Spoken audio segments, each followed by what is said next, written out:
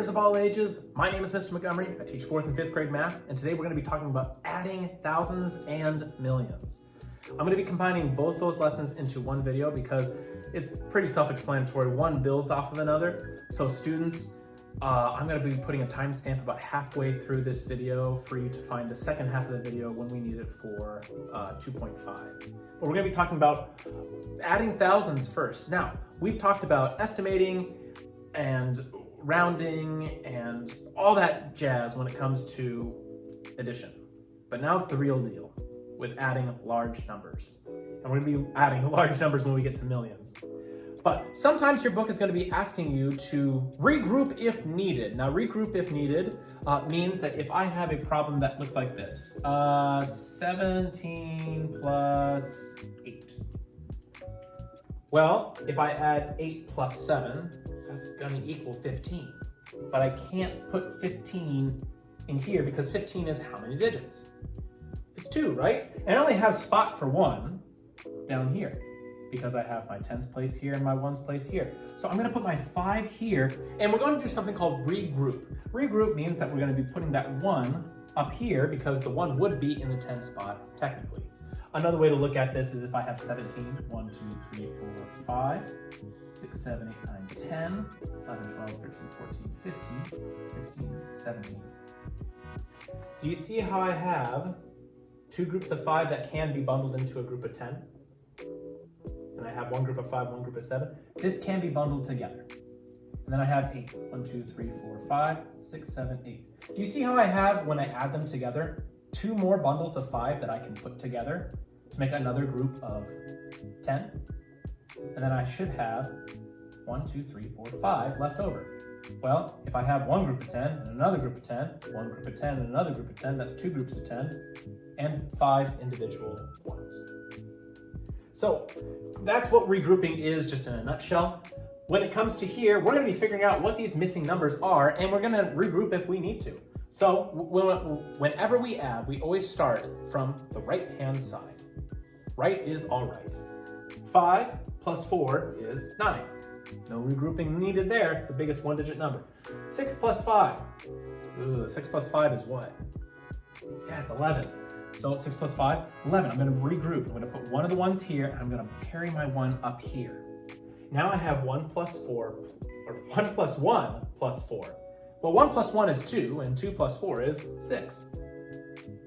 Okay, and then 3 plus 3 is 6. You always want to make sure that you check that very last number, because sometimes if you do something wrong in the middle, it might cause you to carry one more time, and then your answer is not what the number that they've given you there. So always double check and take your time. So let's do another example, this time with no help when it comes to our answer. So again, we're going to be starting on the right-hand side. We're going to be starting in the ones place. 2 plus 5. 2 plus 5 is 7. 9 plus 4. Well, that's 13. 9 plus 4. Hey, we just got done with 9 plus 4. 4 plus 9, because the commutative property means that we can flip them around, it still equals 19 or 13. Plus 1 is 14. And 8 plus 1 that we just carried is 9. 9,437. Now, 4th graders, when you get to your practice problems on page 23, we're going to be doing practice problems number 4 and practice problem number 5. The directions for each one is to add. Make sure that you start from the right-hand side, carry if needed, and make sure to take your time. Most of the time for 4th graders, when they rush through their work, they make silly mistakes, or they forget to carry, or they forget to add the number that they carry. I know that you guys are really good at it. I know that you're good detectives, especially when it comes to math detective skills. Now, when it comes to lesson 2.5, when it comes to adding millions, they give one piece of advice. Make sure that you take your time through each of the place value periods. Working through the ones period first, then the thousands period, then the millions period, and take your time.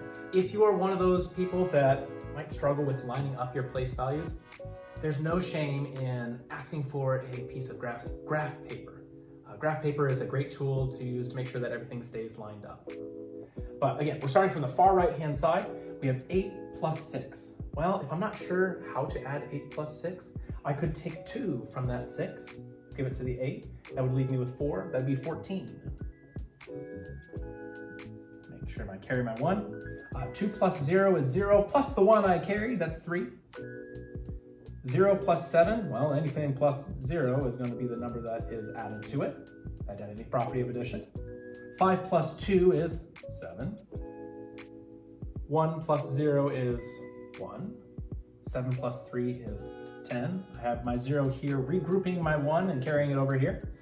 6 plus 5 plus 1. 5 plus 1 is 6, and 6 plus 6 is 12. I'm going to regroup, carry my 1 up here, and 3 plus 1 is 4. Am I done with this yet? What am I forgetting? Yeah, I cannot forget my commas. Make sure that I bring down my commas here in the thousands place and between the thousands place and the millions place. So my answer should be 42,017,734. Fourth graders, taking a look at our practice problems on page 25. We're going to be doing practice problem number 1 and practice problem number 12. The directions say find the sum. Again, make sure that you take your time. If you need graph paper when you get back to school, just let me know. And if you have any questions on adding millions, let me know when you bring this to class.